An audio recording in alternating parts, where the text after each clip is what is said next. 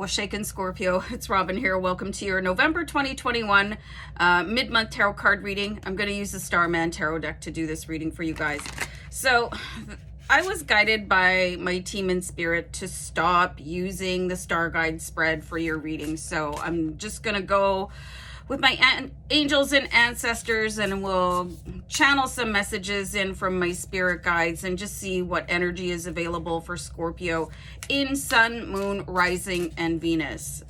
Just want to let you guys know, if you ever see a tarot card reading but you think it has the wrong date on it, like, oh, well, this is from last year, from last month, or whatever, whether it's my reading or somebody else's, if you think there's something in that message for you, there probably is. So don't let the time stop you from watching it. Oh, it's not relevant anymore. It's always relevant if you were guided to it. Anyway, I'm going to start pulling cards here right away. But just to let you guys know, if you need a private reading from me, just my email address. My email address is in the description box, and you can reach out to me anytime. Oh, here comes Lacey. Hold on. I don't know. Can you guys see her? Not yet. Anyway. All right. Scorpio, what's going on for you guys? Okay. So I've got the Ace of Swords for you, which it's about time, I must say. Okay, so this is the card of victory. Your November wealth, it was just a blip. There was something going on that you had to go through. Scorpio, your November month ahead was like your future is at stake. So there's been a lot of like kind of garbagey things going on for you, Scorpio, but now we have the card of victory with the Ace of Swords. Okay, this is a very, I'm actually getting the words like beam me up. Okay, so this is really trippy. If you look at this card, keep in mind this deck was inspired by David Bowie, and he collaborated on the artwork. There's Lacey. So, I mean, the artwork is a little bit out there. So there's something going on.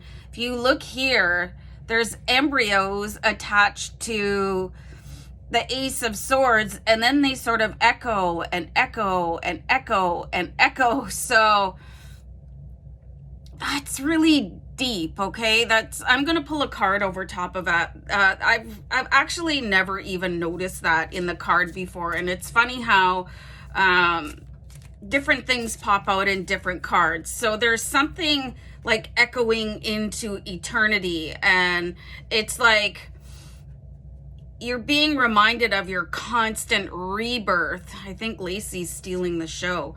Like every day that you get up, that's your brand new start at life, right? So there's something very like a deep reminder here that this isn't your first time around, okay, on this planet. So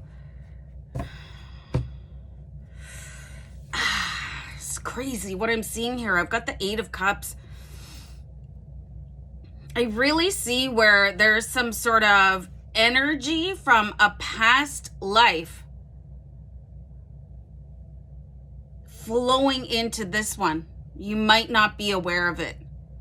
The Eight of Cups is like, I don't know why I'm so stuck. Like, why is this happening to me on a repeated basis? The guidance that I'm getting for you guys is to do some sort of a cord cutting. There's cord cutting meditations. I really like Power Thoughts Meditation Club or Steve Nobel. I find them to be very trusted guides, but use whoever you guys are familiar with to do cord cutting, because cords can come in from other timelines and alternate lives affecting you, and there could be no real apparent reason why things are not going 100% the way that you want them to in your life now, especially if you cleared out the clutter of somebody that was not doing you so much good. You know, they were not the greatest person. I'm going to pause for a second. So what I'm seeing here is kind of karma oozing through from a past life. And it needs to be resolved because it wasn't resolved. in a past life. So that's why we actually keep on coming back down to earth, this whole reincarnation cycle. If you don't succeed on your mission in one life, you go and you take a break somewhere, you know, in the divine realm for a little while, and then you have to come back down here. Okay, so something happened. You can see this echo and echo and echo and echo and echo. This could be through multiple timelines, alternate life. I was going to say lifelines. That makes sense. And it's like there's this cord. It's almost like an embryonic cord connecting you to another time and space where a previous version of you made some ridiculous claim. Okay, so that needs to be cut. And then that Eight of Cups energy should probably resolve itself. Okay, so I talked about past lives and past life regression on my other channel, Oracle Rising, where, you know, if you're going to do something like that, if you want to see what happened in your previous lifetime, you have to be prepared for the consequences of seeing what happened. It might not be good, okay? So if you can just find some way to separate yourself, and that Eight of Cups is like standing in one world and another, and you really desperately want to move forward, okay? So we do have the Seven of Pentacles. You're being really guided here to focus on this lifetime. I'm going to pull one more card. I'm just going to do a deck cut because I think you guys need deeper advice than that. Okay, so, oh boy. Again, look at this. The Eight of Swords is going, there's you, and then there's you, and then there's you, and then there's you. You can see there's all these versions. And you can see it here in the Ace of Swords. Something else that you guys have going on here is 2 8s in your reading. So maybe check out angel number 88.